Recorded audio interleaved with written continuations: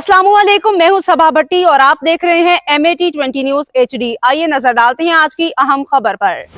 ताज़ा तरीन कातिल डंपर ने कल फिर कराची में ऐसे जोड़े को कुचल दिया जो कि खातून बच्चा पैदा करने और अपने शौहर के साथ डिलीवरी के लिए अस्पताल जा रही थी, मगर डंपर ने पेट फाड़ दिया। मजीद 3 अफराद शदीद जख्मी। इस खानदान के लिए सब्र की दुआ फरमा दें। है दोस्त यार, टैंकर वाले ने मार दिया, टैंकर वाले ने मार दिया। मरी हार पर टैंकर वाले ने खातून को मार दिया है। बच्चा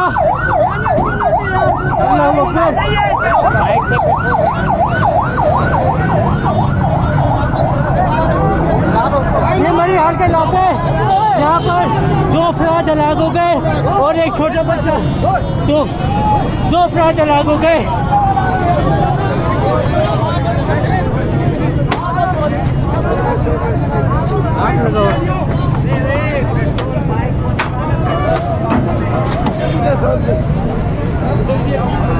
कुछ नहीं,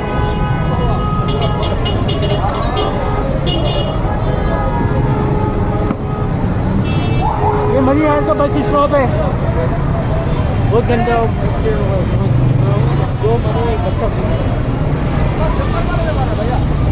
दो मर गए। ये मरी हाल का इलाका है।